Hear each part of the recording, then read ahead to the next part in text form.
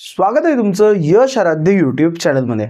मला माहिती आहे तुम्ही सर्वजण वाट बघत असणार आहेत की सीईटीचा रिझल्ट नेमका कधी येणार आहे, बरोबर आहे। आणि हा सगळ्यांच्या मनामध्ये असणारा प्रश्न आहे।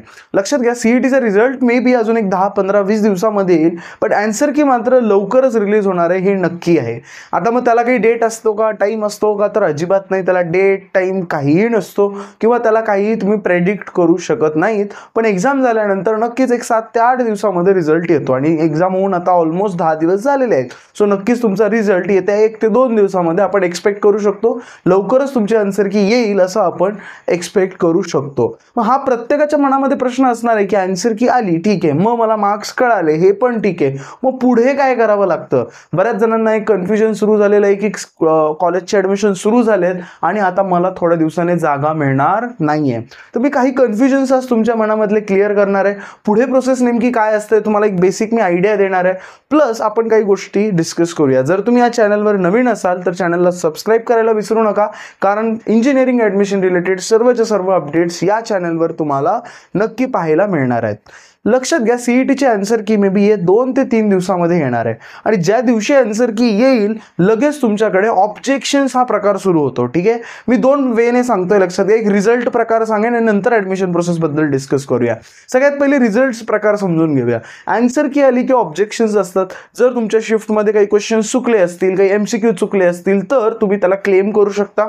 सीईटी सेलच्या वेबसाईटवर जाऊन त्याचं करेक्ट आन्सर तुम्ही त्यांना सांगू शकता, प्रूफ देऊ शकता आणि जर ते खरंच चुकलं असेल तर तुम्हाला नक्कीच त्याचे जे काही बोनस मार्क्स आहेत ते मिळत असतात। ठीक आहे, मग हे बोनस मार्क्स मिळाल्यानंतर तुमचा फायनल सीईटीचा रिझल्ट तुमच्या हातात येतो। म्हणजे काय, जसं जेडब्ल्यूचं पर्सेंटाईल तुम्हाला आलेलं आहे तसं सीईटीचं एक तुम्हाला पर्सेंटाईल येणार आहे। 100 आउट ऑफ 90, 60, 70 जे काही तुमचे मार्क्स असतील त्या अकॉर्डिंग तुम्हाला एक पर्सेंटाईल मिळणार आहे।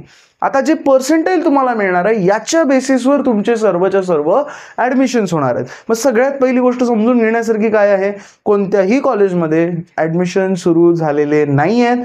जोपर्यंत सीईटी सेलचा रिझल्ट येत नाही, जोपर्यंत MHT सीईटीचा रिझल्ट येत नाही, तोपर्यंत कोणतंही कॉलेज जे सीईटी सेल थ्रू ॲडमिशन करवतं किंवा आपल्या महाराष्ट्रातले 90% कॉलेजेस यांचे ॲडमिशन चालू झालेले नाही आहेत। म्हणून हे पहिलं कन्फ्युजन मनातून तुम्ही बाहेर काढून टाकायचं आहे। दुसरी गोष्ट म्हणजे 10% उरलेले कॉलेज कोणते आहेत ज्यांचे ॲडमिशन आता चालू आहेत, ते आहेत डीम्ड युनिव्हर्सिटी, ज्यांचा तुमच्या सीईटी सेलशी काहीही संबंध नाही आहे। जसं की MIT हे कॉलेज आहे, किंवा तुम्ही म्हणू शकता भारतीय विद्यापीठ हे कॉलेज आहे, किंवा तुम्ही म्हणू शकता KJ सोमय्या विद्याविहारचं कॉलेज आहे। हे डीम्ड युनिव्हर्सिटीज आहेत, यांच्याकडे सुद्धा आत्ता एक प्रोव्हिजनल ॲडमिशन दिलं जातं। कन्फर्मेशन मात्र नक्कीच थोड्या दिवसाने सीईटी सेलचं रिझल्ट आल्यानंतरच होणार आहे। सो सगळ्यात पहिले हे कन्फ्युजन तुम्ही क्लिअर करून घ्या। ओके, सो सीईटी सेलचं रिझल्ट येऊपर्यंत पॅनिक व्हायचं अजिबात नाहीये। ज्या दिवशी रिझल्ट येईल तिथून या प्रोसेसेस चालू होणार आहेत।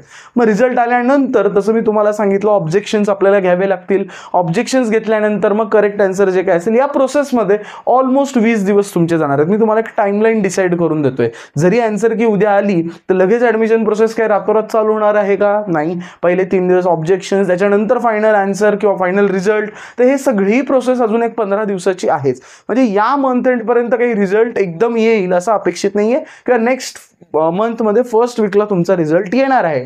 आणि त्याच्यानंतर एक 7 ते 8 दिवसामध्ये तुमचे ऑफिशियल सीईटी सेलच्या वेबसाईटवर कॅप राऊंडसाठी रजिस्ट्रेशन चालू होणार आहे। मग हे रजिस्ट्रेशन खूप इम्पॉर्टंट असतं। जी मुलं रजिस्ट्रेशन करतात त्यांनाच तुम्हाला इंजिनिअरिंगमध्ये ॲडमिशन मिळवता येतं। आणि हे जे तुम्ही कॉलेजेस ऐकता, जसं की DY पाटील झालं किंवा KJ सोमय्या किंवा भरपूर कॉलेजेस आहेत जे तुम्ही महाराष्ट्रामध्ये ऐकता, COEP, PICT, VIT असे जे काही तुम्ही कॉलेजेस ऐकले असतील, तर सर्व कॉलेजेसचे ॲडमिशन या रजिस्ट्रेशनच्या बेसिसवर होतात। मग रजिस्ट्रेशन केलं म्हणजे ॲडमिशन मिळालं का? नाही। लक्षात घ्या, महाराष्ट्रामध्ये 2 ते 3 लाख मुलं रजिस्ट्रेशन करत असतात। मग प्रत्येकाला ॲडमिशन मिळणार आहे का?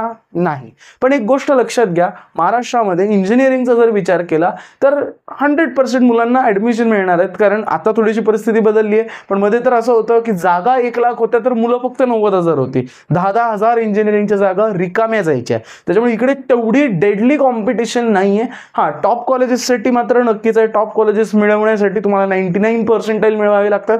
पण एक कॉलेज मिळतं का नाही, तर मिळतं, कॉलेज मिळवणं खूप डिफिकल्ट नाही आहे, तुम्हाला 60% जरी आले तरी सुद्धा कॉलेज मिळतं, कॉलेज मिळवणं प्रॉब्लेम नाही. पण तुमच्या मनासारखं कॉलेज मिळणं, टॉप कॉलेज मिळणं किंवा टॉप ब्रँच मिळणं हे थोडंसं कठीण असतं, ही गोष्ट लक्षात ठेवा. म्हणून मला ॲडमिशन मिळेल का नाही? येस, तुम्हाला ॲडमिशन मिळणार आहे. जर तुम्ही CET सेलच्या वेबसाईटवर रजिस्ट्रेशन केलंय आणि व्यवस्थित ही प्रोसेस फॉलो केली आहे तर तुम्हाला ॲडमिशन मिळणारच आहे. ठीक आहे, ॲडमिशन तुमचं कुठेही जाणार नाहीये, फक्त या सगळ्या स्टेप्स तुम्ही व्यवस्थित फॉलो केल्या पाहिजेत. मग CET सेलकडे तुम्ही रजिस्ट्रेशन कराल, डॉक्युमेंट व्हेरिफिकेशन कराल, तुमचे जे काही डॉक्युमेंट्स आहेत ते सगळेचे सगळे व्हेरीफाय केले जातील आणि त्याच्यानंतर तुमची कॅप राऊंडची प्रोसेस जी आहे ती सुरू होणार आहे. सो सगळ्यात पहिला डाऊट आपण काय क्लिअर केलाय की आत्ता कुठेही ॲडमिशन प्रोसेस चालू झालेली नाहीये. जोपर्यंत CET सेलचा रिझल्ट येणार नाही तोपर्यंत कुठेही ॲडमिशन प्रोसेस चालू होणार नाहीये. CET सेलचा जो रिझल्ट आहे तो नक्कीच पुढच्या महिन्याच्या सुरुवातीला किंवा या महिन्याच्या एंडिंगला असा येणार आहे. आणि तिसरी महत्त्वाची गोष्ट म्हणजे त्याच्यानंतर महत्त्वाची गोष्ट म्हणजे आपल्याला रजिस्ट्रेशन असतं. हे जर तुमच्याकडून मिस आउट झालं, हे जर तुमच्याकडून चुकलं तर तुम्हाला ॲडमिशन मिळवण्यास खूप प्रॉब्लेम येणार आहे, ही गोष्ट लक्षात ठेवा. आता चौथा प्रश्न काय असतो की मला ॲडमिशन मिळेल का, मला कमी पर्सेंटेज आले तर काय करू? या सगळ्याची उत्तर हे आहेत. लक्षात घ्या, जेवढे मुलं इंटरेस्टेड असतात तेवढ्या बऱ्यापैकी इंजिनिअरिंग कॉलेजेसमध्ये जागा असतात.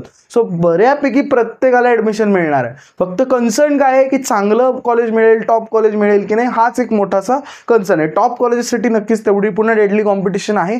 पण जर तुम्हाला कॉलेज मिळवायचं आहे, एखादं कॉलेज मिळवायचं मला, तर नक्की कॉलेजेस मिळतात, वेगवेगळ्या ब्रांचेस आहेत, कुठे ना कुठे तुम्हाला ॲडमिशन मिळत असतं. फक्त कॅप राऊंडची फॉर्म फिलिंग तुम्हाला व्यवस्थित करावी लागते. मग रजिस्ट्रेशन केल्यानंतर जर तुमचे सगळे डॉक्युमेंट बरोबर असतील, सगळ्या तुम्ही गोष्टी बरोबर केल्या असतील तर तेव्हा तुमची कॅप राऊंडची प्रोसेस चालू होते. आता ही कॅप राऊंडची प्रोसेस खूप महत्त्वाची आहे, हे समजून घ्या.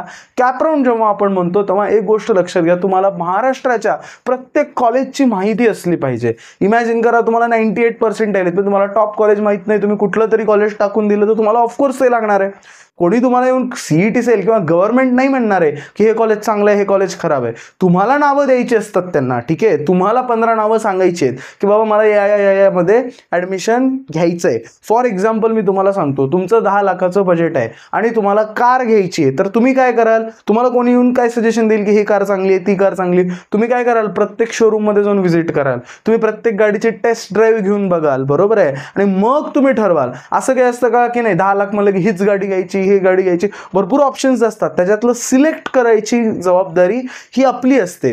तसंच फॉर एक्झाम्पल तुम्हाला भरपूर कॉलेजेस आहेत आणि नक्की तुमचं पर्सेंटेज म्हणजे तुमचं बजेट आहे, तर आपल्या बजेटमध्ये कोणतं कॉलेज बसतं, आपल्याला कोणतं कॉलेज मिळतं, आणि जर 10 कॉलेजेस मिळतात तर यातलं चांगलं कॉलेज कोणतं, बेस्ट कॉलेज कोणतं, हे तुम्हाला लिस्ट एक बनवावी लागते आणि ती लिस्ट तुम्हाला CET सेलला द्यावी लागते. आणि मग जर तुम्ही त्याच्यात ती बरोबर दिली असेल तर नक्की तुम्हाला त्याच्यात ॲडमिशन मिळतं आणि मग तुम्ही तुमची इंजिनिअरिंग त्याच्यातून कंप्लीट करू शकता. तर ही झाली तुमची कॅप राऊंडची प्रोसेस. ठीक आहे, आणि कॅप राऊंड नंतर लगेच 3 कॅप राऊंड होतात. Cap round 1, cap round 2, cap round 3 असे 3 वेळेस तुम्हाला तुमचे ऑप्शन्स गव्हर्नमेंटला सांगायचे असतात.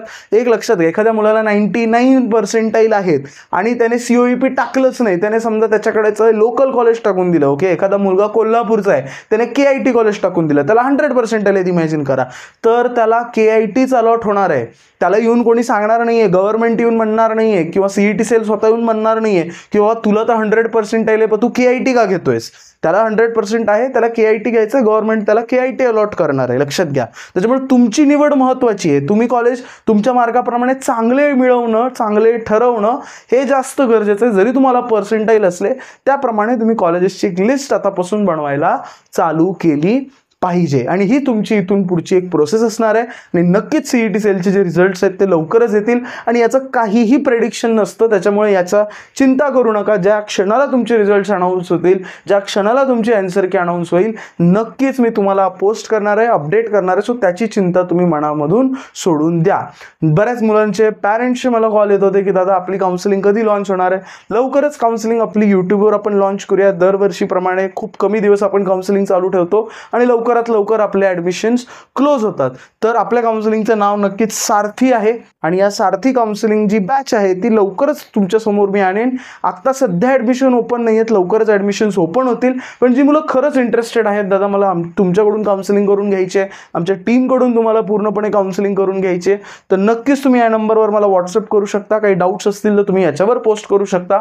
आपला व्हॉट्सअप ग्रुप आहे त्याच्यात जॉईन करा, त्याच्यातही तुम्ही तुमचे डाऊट्स पोस्ट करू शकता. आम्ही तुम्हाला हेल्प करू. तुम्हाला काहीही चिंता करायची गरज नाही आहे. आय होप हा व्हिडिओ तुम्हाला आवडला असेल. CET सेलचा रिझल्ट आला का हे बघण्यापेक्षा हे जे थोडेफार दिवस उरलेत तुमच्याकडे ते एन्जॉय करा, कारण ज्या दिवशीपासून ॲडमिशन प्रोसेस सुरू होईल, जेवढा अभ्यास करताना तुम्हाला त्रास झाला नाही तेवढं ही ॲडमिशन प्रोसेस हेक्टिक असणार आहे, कारण हे खूप डिफिकल्ट आहे. खूप तुम्हाला वाटतं तेवढं हे सगळं प्रोसेस सोपी नाही आहे. त्याच्यामुळे जे थोडेफार रिझल्ट येण्याआधीचे दिवस आहेत ते नक्कीच तुम्ही एन्जॉय करा. रिझल्ट आल्यावर नक्कीच या चॅनलच्या माध्यमातून मी तुम्हाला पोस्ट करणार आहेच. हा व्हिडिओ कसा वाटला नक्की मला कमेंट सेक्शनमध्ये कळवायला विसरू नका. भेटूया आपण नेक्स्ट व्हिडिओमध्ये.